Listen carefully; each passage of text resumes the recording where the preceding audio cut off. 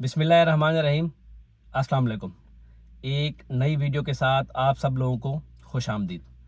आज हम बात करने लगे हैं एंकर इमरान रियाज साहब के बारे में, जो उनकी हालिया कंडीशन और हालिया सूरत हाल है।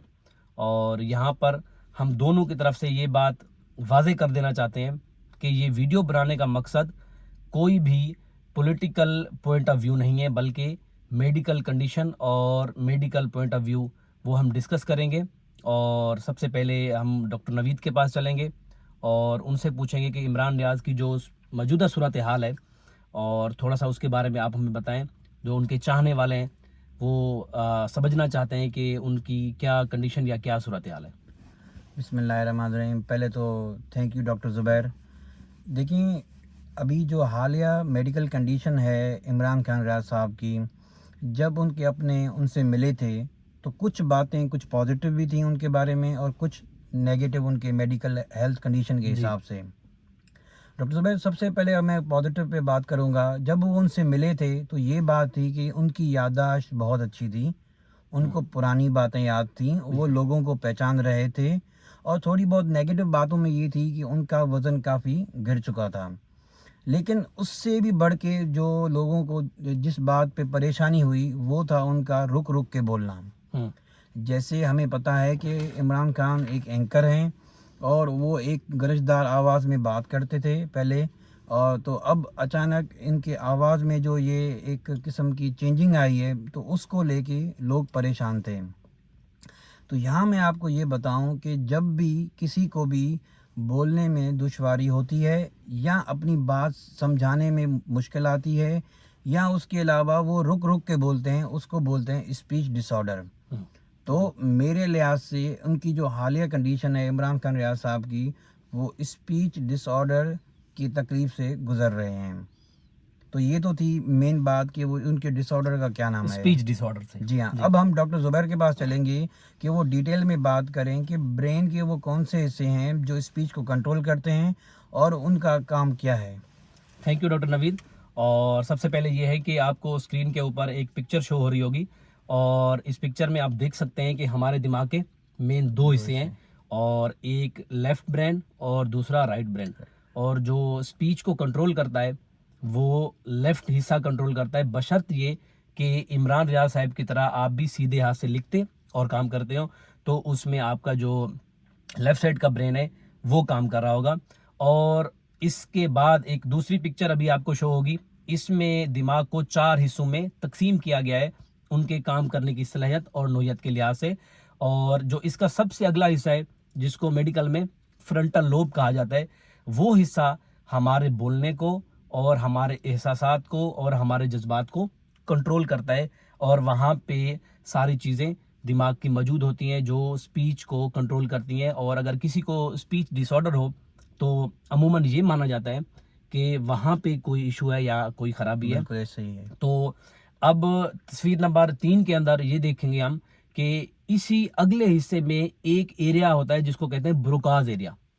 डॉक्टर नवीद, उस ब्रोकाज एरिया का काम क्या होता है कि जब कोई लफ्ज़ इंसान लफ्ज़ की अदायगी करता है, बोलता है, तो वो उसकी बोलने की सलाहियत और अदायगी की सलाहियत को कंट्रोल करता है।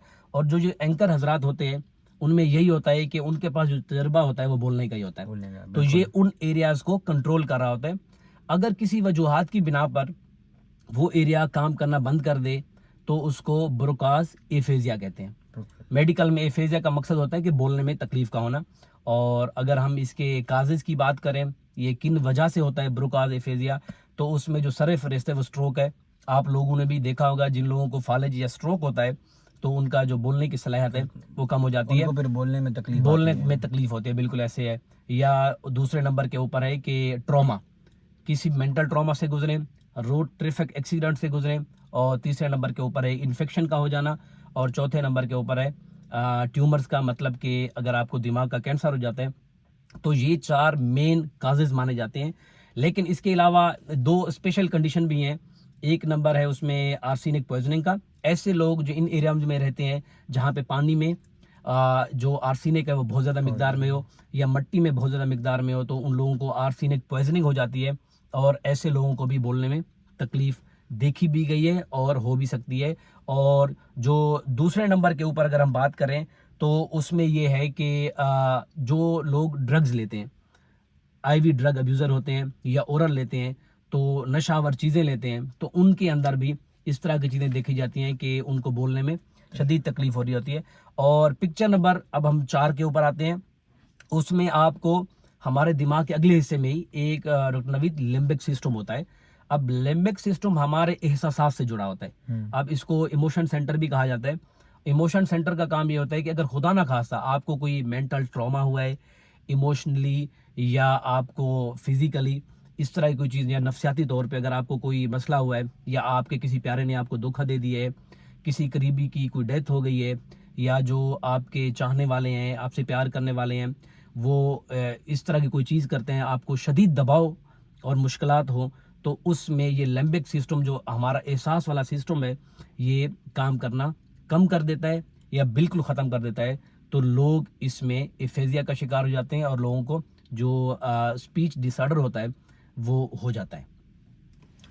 جی ڈاکٹر زبیر، بالکل آپ نے صحیح کہا. اس کے ساتھ ہی میں یہاں پہ یہ بھی بتانا چاہوں گا کہ یہ ویڈیو صرف اور صرف میڈیکل پرپز سے بنائی گئی ہے، اس کا کوئی بھی پولیٹیکل ایفیلیشن نہیں ہے. ہم یہاں پہ دعا گو ہیں کہ عمران خان ریاض صاحب کی میڈیکل ٹیم ان کو دیکھ رہی ہوگی اور بہت اچھے سے علاج کر رہی ہوگی، اور وہ اپنی پرانی کنڈیشن میں جہاں پہ پہلے وہ اینکرنگ کرتے تھے، اچھے آواز میں بات کرتے تھے، اس طرح وہ بات کریں. اس کے ساتھ ساتھ ہم اس ویڈیو کو بھی اینڈ کرتے ہیں. اور ہمارا بالکل یہی ڈاکٹر نوید نے بتایا کہ یہی دعا ہے کہ وہ جو گرجدار آواز کے اندر اینکرنگ کرتے تھے، بات کرتے تھے، ان کے پیارے ان کو بالکل ایسے ہی دیکھنا چاہ رہے ہیں. اور اسی کے ساتھ ہم اس ویڈیو کا اختتام کرتے ہیں. اور اگر ہماری ویڈیو پسند آئی ہو تو اس کو لائک کریں، کمنٹس کریں، شیئر کریں، اور ہم دونوں کا یوٹیوب چینل سبسکرائب کریں. Thank you so much. Thank you. اللہ حافظ.